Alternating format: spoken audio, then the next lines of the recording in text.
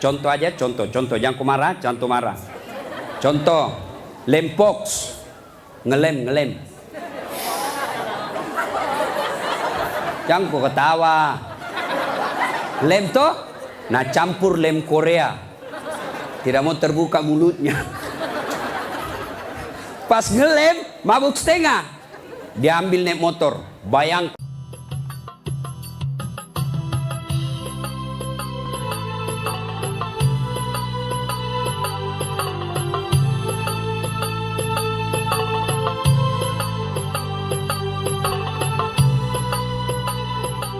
Wala tattabi'u khutuwatis syaitan innahu lakum adu mubin. Wahai orang-orang yang beriman, masuklah engkau ke dalam Islam secara sempurna, bukan Islam pencitraan, bukan Islam pilpres, bukan Islam pilcaleg, tapi Islamlah secara benar. Tuh caleg kalau mau dipilih pasang baliho, takbir. Fotonya dibalik kepalanya, siap jungkir balik untuk rakyat. Pret. Beleng-beleng. Tidak. Islamlah secara benar. Wala tattabi'u khutuwatis syaitan. Dan janganlah engkau ikuti langkah-langkah setan, karena sesungguhnya setan itu musuh yang nyata bagi kalian. Musuh kalian bukan ulama. Musuh kalian bukan ustadz, musuh kalian bukan tentara, musuh kalian bukan polisi, musuh kalian bukan mahasiswa, musuh kalian adalah setan, dan setan itu musuh yang nyata bagi kalian. Kalau saya ceramah seperti ini, ada enggak setan di tengah-tengah kita? Ada. Orang ceramah masa ada setan? Ada, setannya bukan pocong. Tapi apa setan yang ada di tengah-tengah kita? Bentuknya handphone. Apa ibu? Orang sudah ceramah masih sibuk juga. Sudah 55 umurnya siaran langsung juga.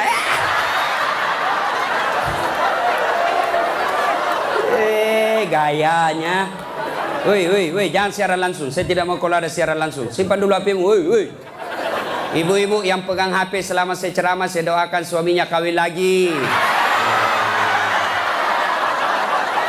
Simpan dulu HP-mu. Simpan dulu HP, simpan dulu ya. Bisa? Bu, ada ibu-ibu di Makassar ngefans betul sama saya. Usianya kira-kira 55 tahun. Saya heran, ibu-ibu aja yang ngefans sama saya. Saya lagi ceramah, dia belakangi saya. Barusannya ada orang saya ceramai di belakangi. Ternyata dia ambil HP-nya selfie. Baru dia tulis di Facebooknya latar belakang Das Atlatif. Saya dijadikan background. Kok kira saya pot bunga? Selesai ceramah dia kejar, 55 umurnya. Selesai saya ceramah dia kejar. Ustadz boleh selfie? Boleh, rame-rame supaya tidak ada fitnah. Sudah dia ganti lagi gayanya. Udah ulang lagi. Ulang Ustadz, jelek saya bilang dalam hati. Biar kau ulang apa, mukamu yang jelek.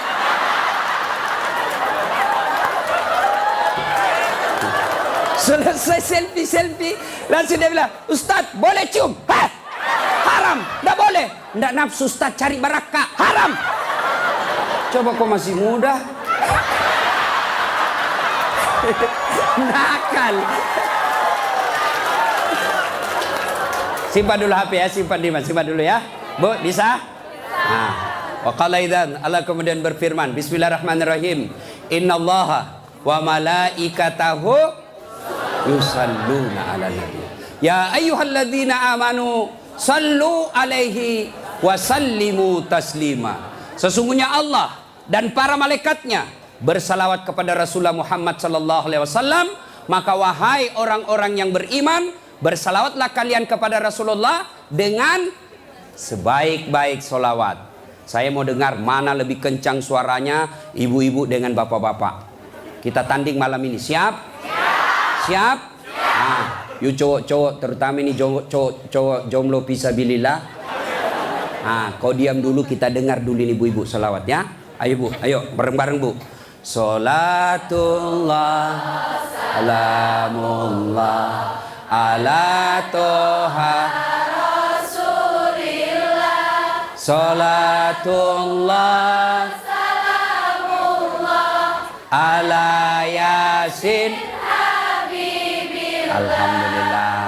Ini bukan kencang, ini namanya syahdu. Suara begini yang kasih nafsu laki-laki. Makanya cewek, kalau kau ditelepon cowok, jangan kau kasih syahdu suaramu. Assalamualaikum, waalaikumsalam. Bagaimana orang tak nafsu sama kau? Lagi di mana, Dek? Di rumah aja, Kak. Kau tegas dong. Sebagai cewek muslimah, jangan kau mendayu-dayu. Assalamualaikum, waalaikumsalam. Lagi di mana? Di rumah. Ngapa? Apa tanya-tanya? Berhenti. Ini waalaikumsalam. Ibu-ibu diam, kita dengar ini cowok-cowok. Ayo, cowok, jangan mempermalukan jenis kelamin. Ayo. Ayo. Diam ya, diam. Kita dengar ini cowok. Yuk. Salatu Salamullah ala toha Rasulillah. Salatullah Salamullah ala Yasin. Masya Allah. Terima kasih. Sudah bi bos. Overdosis kok. Kita diam semua, kita dengar ini di atas. Ayo, duduk ngambil gaya loh. Ya, ayo bareng-bareng, yuk. Love it. Ini mau poligami, Fred.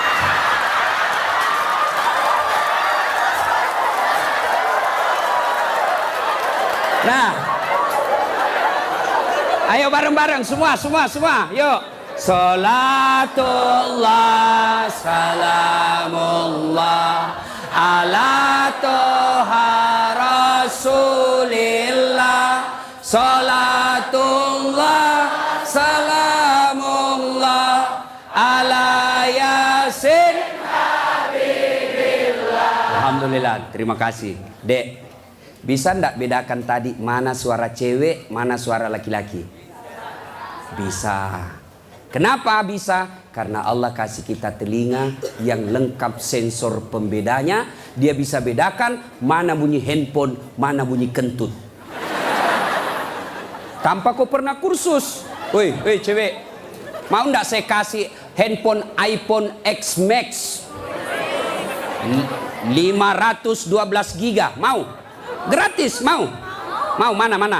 Mau. Tapi pulsanya 5 juta ibu, mau? Tapi begitu saya kasih langsung tuli. Nah, mau diapa handphone kalau kau sudah tuli? Halo? Rusak lagi nih HP. Halo?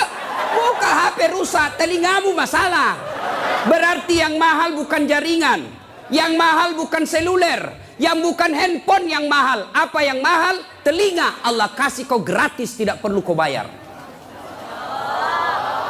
Hebatnya lagi nih telinga, ya. Tempatnya kiri kanan proporsional. Bagaimana seandainya telingamu satu di bawah pantat? Halo, ya Ustaz. Lagi di mana? Di rumah aja Ustaz. Ayo. Repot toh? Ya, repot. Makanya kita ucapkan Alhamdulillah. Woi, cowok. Woi. Mau saya kasih ini kamera, mahal ini kalau dikumpul semua, ratusan juta ini. Saya mengajar mata kuliah fotografi di UNHAS. Nih, ya. Kalau kamu ngambil gambar, kau harus tahu berapa megapiksel kekuatan kamera kamu. Kau harus tahu berapa kekuatan cahaya di tempat itu. Kau harus tahu berapa kecepatan angin ketika ada kau ambil gambar. Kau harus tahu berapa jarak dari matamu dengan objek yang kau akan ambil. Apa ini kamera yang mahal? Bukan. Apa yang mahal? Mata. Allah kasih kau gratis, tidak perlu kau bayar. Hebatnya lagi di mata, begitu kau buka otomatis autofokus. Tidak perlu kau putar. Siapa ini? Oh, ternyata Felix Xiao. Wah, tidak perlu Pak. Otomatis. Dan hebatnya lagi di mata, Allah kasih kau sensor. Dia bisa bedakan mana istri, mana tetangga. Coba bayangkan, seandainya tidak bisa dibedakan, tertukar istrimu. Kenapa malam minggu lain-lain rasanya ini? Ternyata Satpol PP. Makanya kita ucapkan alhamdulillah.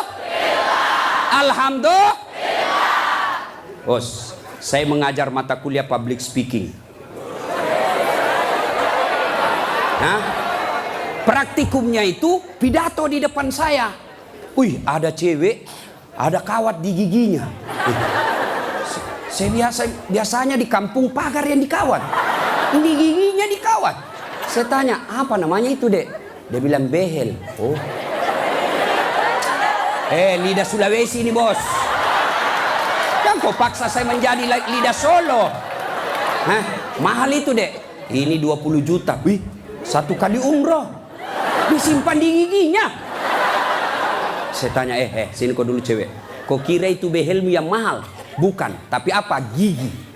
Biar kau mau pasang behel harga 100 juta, ndak ada gigimu, apa kau mau kawat? Ayo, berarti yang mahal gigi. Hebatnya lagi di gigi, tumbuh dan panjangnya dibatasi. Pernah ndak kau bayangkan bagaimana seandainya gigimu tumbuh seperti rambut? Saya yakin Dude Herlino ndak akan main sinetron kalau sudah keluar giginya. Nggak ada yang mau nonton. Makanya kita ucapkan alhamdulillah. Makanya jangan kau pernah ngeluh, jangan kau merasa putus asa, jangan kau merasa kamu miskin. Kalian semua orang kaya, yang kekayaanmu kata Allah fi ahsani takwim, itu badanmu yang sangat cantik. Ya, saya jelek Ustaz karena kau membandingkan sama yang cakep. Saya tidak mau duduk dengan ini artis Satri Hijrah, hancur saya. Hancur. Lebih baik saya dekat-dekat sama Tukul 11-12. Kalau saya dekat-dekat di sini hancur saya, Pak. Bersyukurlah kepada Allah, dan salah satu cara bersyukurmu kamu datang di tempat ini. Allah kasih kita begitu banyak nikmat. Sehingga Rasulullah pernah sujud, meneteskan air mata dalam sujudnya. Lalu Umar bertanya, ya Rasulullah, kenapa kau meneteskan air mata? Kata Nabi, karena saya tidak bisa membayar nikmat Allah dengan ibadah yang saya lakukan. Adakah yang bisa mengalahkan ibadahnya Nabi? Demi Allah, di kolong langit ini tidak ada orang yang hebat ibadahnya seperti Rasulullah Muhammad SAW. Tapi beliau masih sadar ibadah yang dilakukan tidak mampu membayar nikmat yang Allah berikan. Maka kalian bersyukur datang ke tempat ini. Dengan catatan, setelah kau datang ke tempat ini, sehari sampai 3 hari, kalian dengar dakwah, kalian berzikir, kalian ngaji, kalian mencatat. Ingat, setan tidak pernah putus asa menggoda kalian. Bagaimana cara dia goda? Dia hancurkan pahala-pahalamu. Adakah perbuatan yang bisa menghancurkan pahala-pahala kita? Ada, kata Nabi. Sittatu asyain tuhbitul amal. Ada 6 sifat yang bisa menghancurkan amal-amal kebaikanmu. Adik-adik sekalian, kalian pulang ke sini 3 hari kalian bertempur. 3 hari kalian bertempur melawan iblis, melawan kesombongan, melawan kepongahan, meningkatkan kesabaran. Jangan pikir setan putus asa menggodamu. Dia akan goda kamu setelah kau pulang. Dengan cara apa? Dia hancurkan amal-amalmu. Sehingga nanti kau berkata di hadapan Allah, ya Allah, mana pahalaku? 3 hari 3 malam saya dengar dakwah. Allah menyatakan, memang dulu ada pahalamu, tapi hancur oleh karena perbuatanmu sendiri. Apa gerangan yang menghancurkan amal itu? Kata Nabi, 1, al-istighalu bi'uyubil khalq. Suka sekali cerita kejelekan orang, dia lupa kejelekan dirinya sendiri. Gosip, gibah, penyakitnya. Bu ibu. Nabi ketika Isra Mi'raj diperlihatkan, bawa Nabi ke surga, Masya Allah banyak perempuan. Masuk ke neraka, na'udzubillah min zalik, lebih banyak lagi perempuan. Kenapa? Kata Nabi, karena 2 hal. 1, dia tidak mampu mensyukuri nikmat berupa suami. Dan yang kedua, dia tidak mampu menjaga mulutnya. Penyakitnya ibu-ibu. Saya ajak lewat tadi, masih ada yang gosip. Begitu saya dilihat, dia bilang, itu juga bajunya yang di YouTube.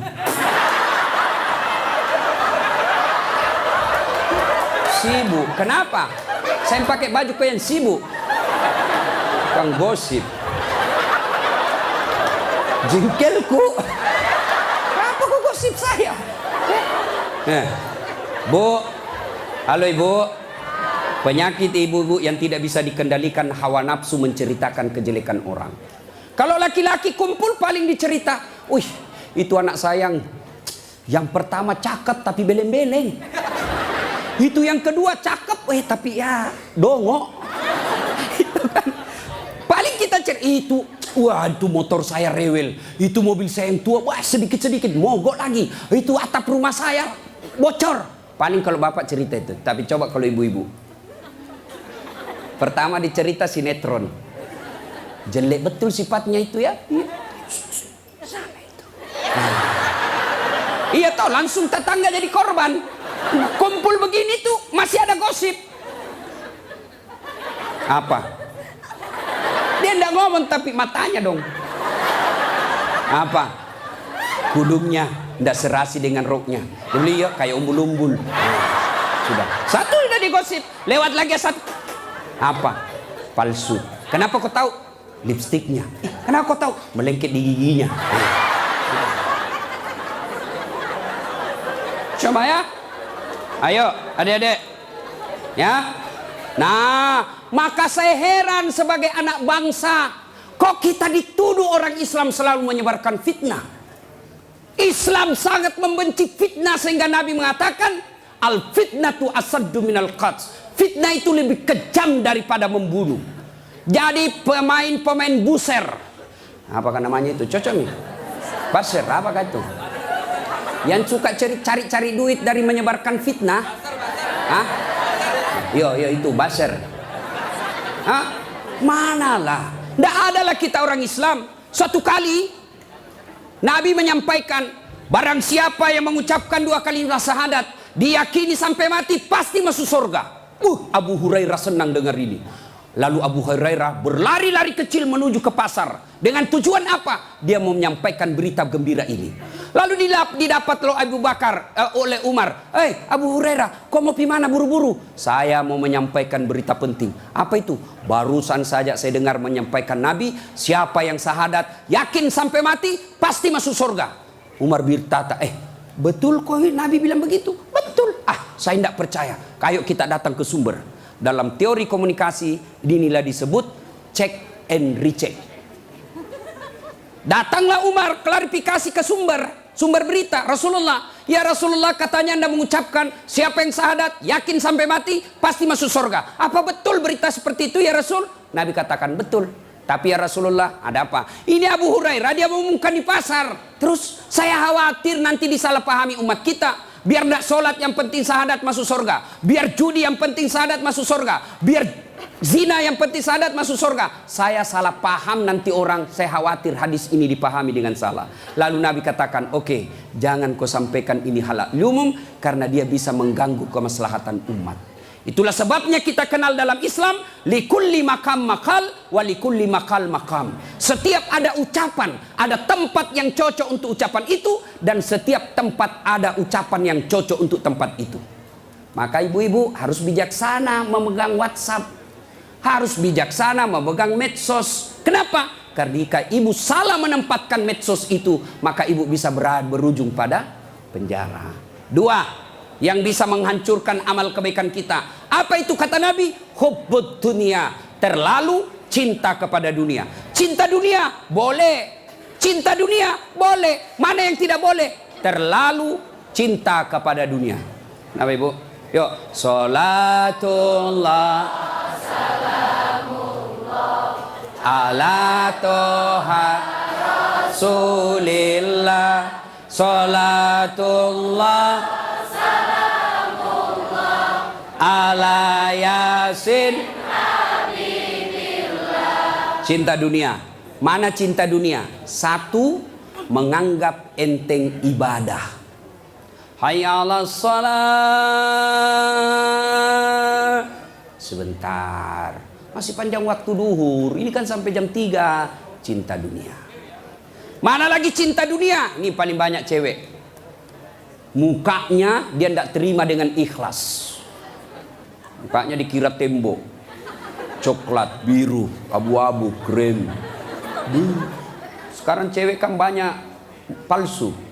Bulu matanya panjang, palsu.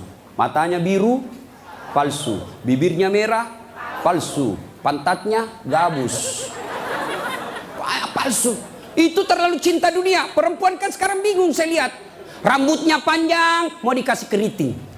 Yang keriting rambutnya, dia kasih lurus. Iya kan? Allah sudah kasih yang baik, dia tidak syukuri. Begitu mulai putih rambutnya, stres, dia kasih semer.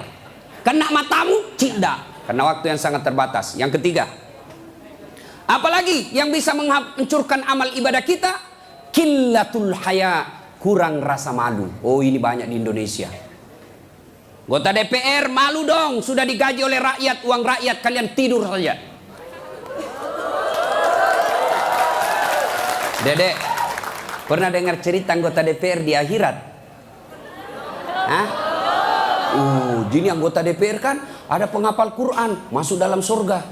Begitu masuk dalam surga dilihat, kok banyak anggota DPR di sini? Di negara aku banyak di OTT karena korupsi. Dia pergi protes sama malaikat penjaga surga. Malaikat, kenapa banyak ini masuk anggota dewan dalam surga? Di negara saya banyak yang korupsi. Dia bilang anggota penjaga surga, dah sok ribut. Kenapa? Dia cuma reses. Sebentar lagi pulang ke tempat asalnya.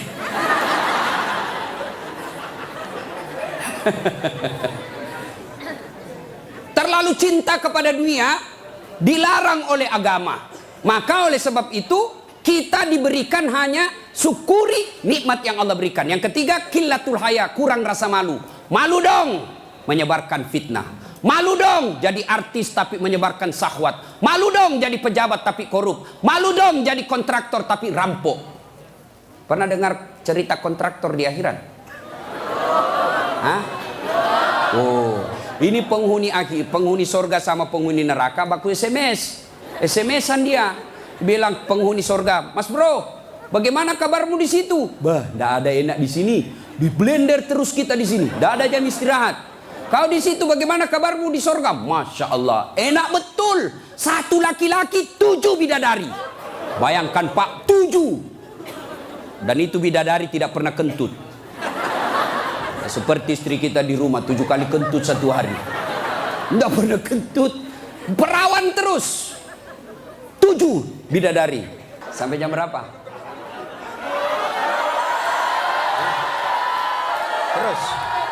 Terus. Lalu kata penghuni surga, "Wah, enak betul di sini." Penghuni neraka, "Bolehkah kami jalan-jalan ke situ?" "Boleh." "Ya gimana?" Penghuni neraka kan kreatif, banyak solusinya. "Gimana?" Sudahlah, tidak usah cemas. Kami bikin jembatan dari surga, kamu juga bikin jembatan dari neraka. Kita ketemu di tengah. Setuju? Setuju. Lelang proyek. Keluar pemenang tender. Kerjalah. Hari pertama hancur juga ini, Ustaz. Aduh. Nasib sial saya ini malam. Uang merah kek.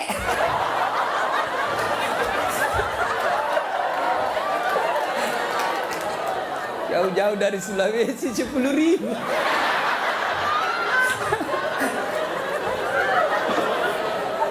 Nah, lalu dia bilang, hari pertama proyek dari neraka selesai 50%. Hari kedua selesai 70%. Hari ketiga tuntas, efektif dan efisien. Selesai proyek. Sampai di tengah dilihat-lihat di proyek dari surga. Kenapa belum mulai-mulai? Dia teriak, "Lah ini dari neraka." "Mas bro, kenapa kau belum mulai proyekmu? Kami sudah sampai di tengah sesuai perjanjian. Kenapa kau belum mulai?"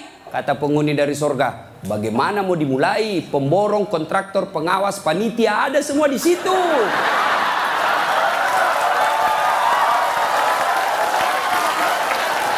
Di sini penghafal Quran aja di sini. Nggak tahu itu proyek, salah-salah kalkulatornya. Ya, cinta dunia. Ya, kurang rasa malu. Mana lagi yang kurang rasa malu? Kalian cewek. Ayo, ibu-ibu hadir di sini, alhamdulillah. Tapi tolong yang paling banyak kurang rasa malunya sekarang perempuan. Mulai dari cara berpakaiannya. Kata Nabi, suatu waktu nanti perempuan berpakaian tapi telanjang dan mereka menyukainya. Berpakaian tapi telanjang dan anehnya mereka suka. Mana disebut berpakaian tapi telanjang? Lihatlah sekarang. Saya selalu istilahkan, lebih susah lihat paha ayam kampung daripada paha cewek. Yang ketawa, saya serius ini. Coba lihat paha ayam kampung. Bapak harus kembali kampung dulu. Namanya ayam kampung, jadi kita harus kampung dulu. Iya toh? Sampai di kampung, kau sudah lihat pahanya ayam? Tidak. Kau beli dulu 100.000. Sudah kau beli, sudah kau lihat pahanya? Belum. Kau kejar dulu 1 jam. Begitu kau mau tangkap, dia terbang. 1 jam dikejar, baru tangkap. Sudah kau tangkap, sudah lihat pahanya? Belum. Kau potong dulu dengan ucapan Bismillahirrahmanirrahim. Sudah kau potong, sudah lihat pahanya? Belum. Kau rebus dulu 15 menit air panas. Sudah kau rebus, sudah lihat pahanya? Belum. Baru dicabut. Baru kelihatan pahanya putih mulus. Balik kampung, kau keluar 100.000, kau kejar 1 jam, kau potong dengan kalimat basmalah, kau rendam 15 menit air panas, baru lihat pahanya yang putih. Ayam kampung. Tapi coba lihat cewek, kau berdiri saja di pinggir jalan, 15 menit, 10 pasang paha cewek gratis. Bahkan kadang-kala boleh dicolek. Makanya cewek, mari kita kerjasama. Kami laki-laki jaga mata, tapi tolong Anda cewek jaga akhlak. Biar kami setengah mati jaga mata, kalau kalian gentayangan habis amal kami.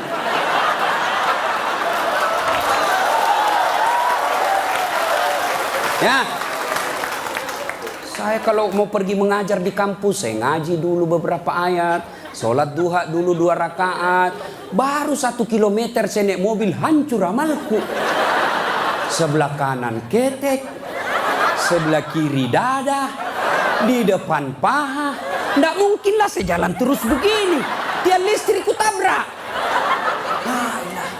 Yo cewek, woi, mari kasihani mata kami.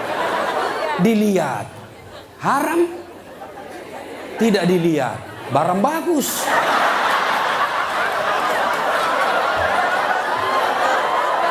Hei, oke, sekarang banyak perempuan kurang rasa malunya. Dulu kalau ada perempuan hamil di luar nikah, dibuang dari kampungnya. Keluar kau menyebarkan aib.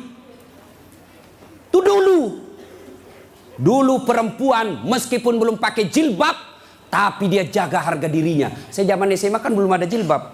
Kawan saya kalau jatuh ballpointnya, kan tidak pakai jilbab. Dia pegang dulu ini, lalu dipegang roknya di bawah, baru dia dongkok begini. Dulu. Sekarang cewek dia sengaja memang itu pakai tipis kecil, jalan dia mau tabrak kita. Hancur.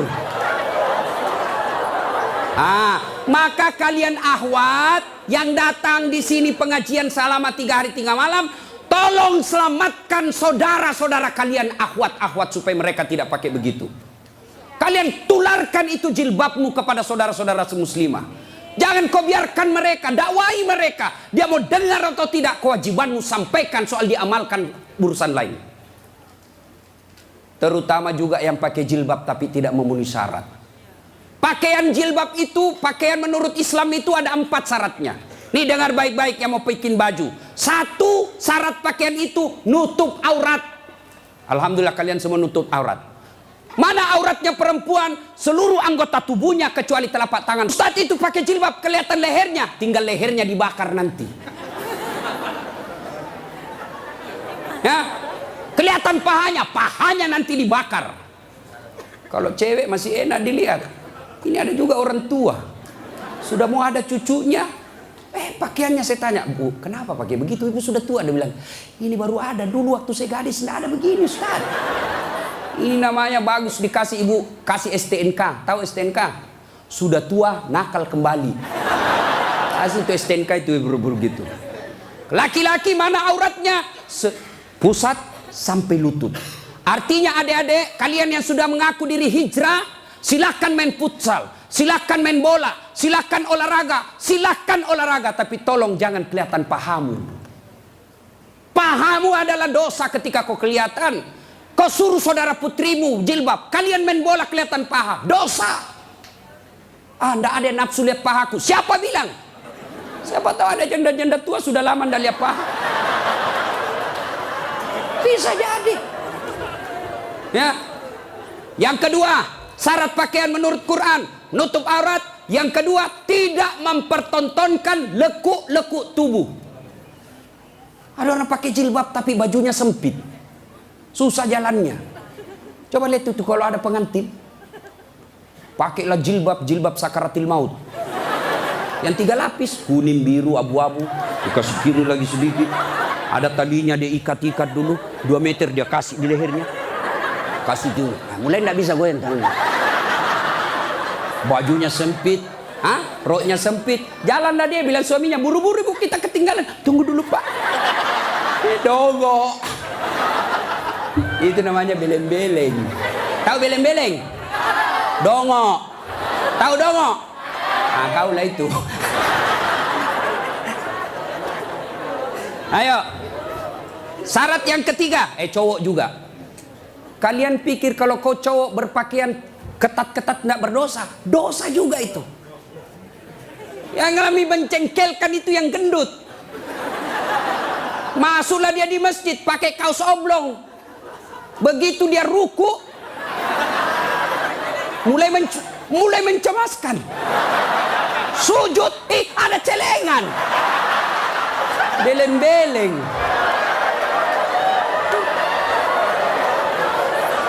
Nah, yang ketiga, syarat pakaian yang ketiga, saya ulang, tutup aurat, tidak mempertontonkan lekuk-lekuk tubuh. Yang ketiga, pantas.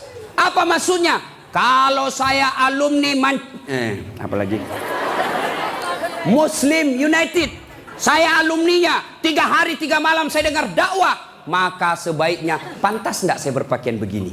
Saya pengurus remaja masjid, pantas tidak saya berpakaian begini. Saya muslim terhormat, pantas tidak berpakaian begini. Saya pejabat, pantas tidak saya berpakaian begini. Saya muslimah, pantas tidak berpakaian begini. Tanya kepantasannya. Itulah sebabnya agama Islam mengajarkan ketika aku berpakaian, tanya, yuk pantas tidak pakaian begitu. Dan ini pakaian ternyata menyelamatkan kita dari dosa. Mana buktinya? Saya kemana-mana saya pakai begini. Cuma kadang-kala dia gosip saya itu pegawai bank. Kan saya mana-mana pakai sarung. Saya masuk nabung, ada pegawai apa sih itu yang namanya terima-terima duit? Teller. Hah? Iya teller. Dia gosip. Dia apa? Salah masuk. Dia kira masjid. Dia kira saya masuk masjid, saya pakai sarung. Saya dengarlah saya, kenapa? Saya pakai sarung koin sibuk. Nggak jadi saya nabung, pulang saya. Orang kalau pakai muslim begini, baju koko, gamis, insya Allah terpelihara dari dosa. Saya jalan tiba-tiba di mall banyak cewek cantik, nggak mungkin saya lihat. Kenapa? Saya malu. Masa Ustadz lihat cewek cantik? Terpaksa dilihat, ya lihat sedikit aja. Sudah. Ayo, ibu-ibu, mau ndak suamimu terhindar dari tempat-tempat maksiat?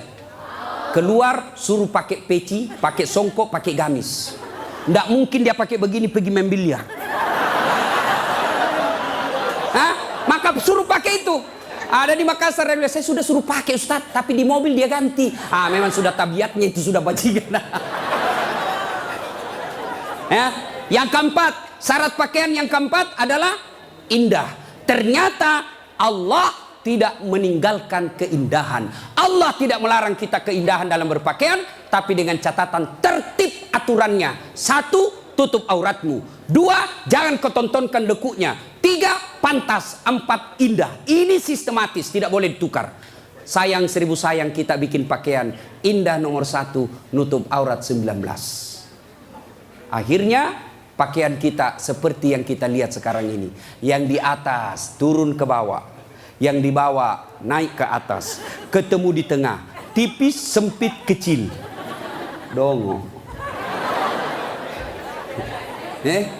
Nah, qillatul haya, kurang rasa malu. Yang keempat, yang bisa menghancurkan amal kebaikanmu kata Nabi, qaswatul qalbi. Apa itu? Keras hati. Apa itu? Tidak mempan nasihat. Selesai dengar ceramah tidak ada perubahan. Apa malah dia bilang? Siapa panggil itu Ustadz dari Sulawesi? Saya. Lain kali tidak usah undang. Kenapa? Tidak enak ceramahnya. Kenapa? Masa 6 dia bahas, saya terus dia kena. Keras hati kau. Selesai dengar ceramah, larang merokok, malah dia bilang, apa tahu rokok apa? Memangnya saya minta duitmu? Keras hati. Ada perokok di sini? Ada? Saya doakan kalian berhenti merokok. Coba dengar itu calon-calon istrimu. Itu biasa orang merokok kayak kurang kerjaan. Itu aja dikerja 10 menit. Dan saya kasihan kadang-kala kalau di bandara, coba lihat tuh perokok, dikasih masuk kayak kotak-kotak, kayak belek-belek. Sendiri di dalam kan. Sekali-kali isap kunyah. Jangan kau sebarkan itu asapnya ke kita. Bolehlah kau merokok, silakan, tapi jangan kasih asapnya orang lain. Bagaimana caranya Ustaz? Kau bawa kresek.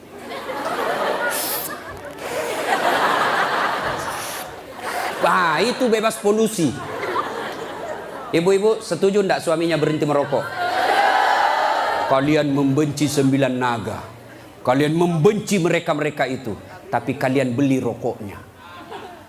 Kalau kalian mau hancurkan mereka, berhenti kau merokok. Lebih baik itu rokokmu anak muda, kau tabung, lamar cewekmu. Kau juga cewek, jangan terlalu lama mau dipacari. Ini pacaran Islami Ustaz, pret. Pacaran syar'i. Mana ada pacaran syar'i cilaka? Dengar ini cewek. Kau sudah 2 tahun dipacari tidak dilamar-lamar, berhenti kau. Kasih tahu itu cowokmu. Motor aja dicicil 1 tahun sudah lunas. Kamu sudah 2 tahun dipacari tidak dilamar-lamar. Modal 10.000. Roti 1. Teh botol 1, autan 2. Dibagikan. Modal 10.000 malam minggu. Qaswatul qalbi. Keras hati, tidak mempan nasihat. Mereka yang selesai dengar dakwah, tapi tidak ada perubahan. Itu yang disindir oleh Allah. Watawa'un alaihim. A'anzartahum la yu'minun. Kau sampaikan ayat Allah atau tidak, kau ceramai atau tidak, sama saja mereka tidak akan beriman. Keras hati, habis amalmu. Yang ke-5, penghancur amal, tulul amal. Apa itu? Panjang angan-angan alias malas. Dan yang ke-6, wadzalimun la yantahi. Perbuatan zalim yang tidak bisa dihentikan. Zalim kepada Allah, tidak sholat. Puncak kesaliman kepada Allah, tidak sholat. Ada yang malas sholat di sini? Ada? Adik-adik, mau jadi direktur, mau jadi pegawai, mau punya rumah yang mewah, gampang. Perbaiki sholatmu. Kecil buat Allah kasih kau mobil. Kecil buat Allah kasih kau rumah yang mewah. Allah cuma minta sempurnakan sholatmu. Ada di sini yang tidak ada masalah? Ada? Ini malah muka-muka penuh masalah semua ini. Ayo. Mana ada manusia tidak ada masalahnya? Istri cantik, kok kira bukan masalah? Masalah digoda orang. Apalagi kalau suaminya jelek. Lebih masalah lagi. Berarti bagus kalau istri jelek. Istri jelek dihina orang, kita lagi yang malu jalan sama dia. Duluan aja dek, nanti kita ketemu di gedung. Sampai deket tuh tidak muncul-muncul suaminya. Mana kau bang? Tidak jadi, saya mencret. Istri jelek masalah, istri cantik masalah. Mana ada orang tidak ada masalahnya? Kita kuliah apa masalah? Mau sarjana. Sudah sarjana selesai masalahmu? Tidak, mau punya kerja. Sudah punya kerja selesai masalahmu? Muncul masalah baru. Apa? Mau jadi kepala dinas. Sudah kepala dinas selesai masalahnya? Muncul masalah besar lagi, mau jadi sekda. Sudah jadi sekda selesai masalahnya? Belum, mau jadi wali kota. Sudah jadi wali kota? Mau 2 periode. 2 periode baru dongo. Beleng-beleng. Kau salah, kenapa kau suruh pilih dongo? Bahaya kan? Mau kau? Hah? Ayo, tidak ada orang, tidak ada masalah. Ya, maka Allah tidak mengatakan, hei Das'at, ada masalahmu, kau puasa dulu. Tidak. Hei Das'at, ada masalahmu, kau jadi dokter dulu, kau jadi insinyur dulu, kau kaya dulu, kau anggota DPR dulu. Allah tidak menyatakan itu. Allah cuma minta 2. Ista'inu bisawri wassalat. Sabar, perbaiki solatmu, saya yang selesaikan masalahmu. Itu janji Allah, bukan janji caleg. Kalau caleg mau dipilih, dibagi-baginya kartu namanya, pilih saya, pilih saya. Ada masalahmu, telepon saya 24 jam. Begitu terpilih, dia ganti nomor HP-nya. Allah janji, pasti Allah tepati. Allah cuma minta, ada masalahmu cewek, kau risau soal jodoh, yuk perbaiki solatmu. Cowok, ada masalahmu, kau sudah sarjana, tidak dapat kerja, yuk sempurnakan solatmu. Saya sudah solat Ustaz. Betul kau solat tapi tidak ikhlas. Hayya 'alas shalah. Asar lagi.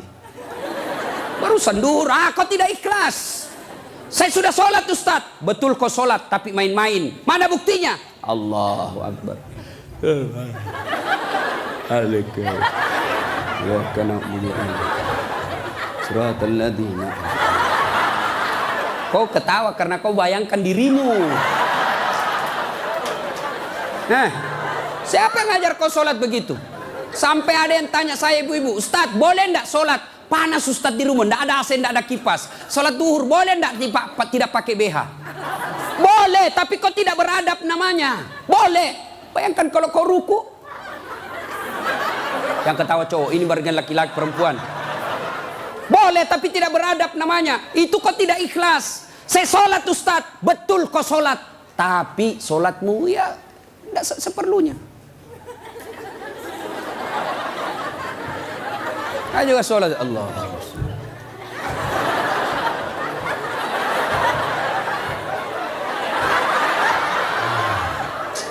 30 tahun kau sholat kalau begini gayamu bos.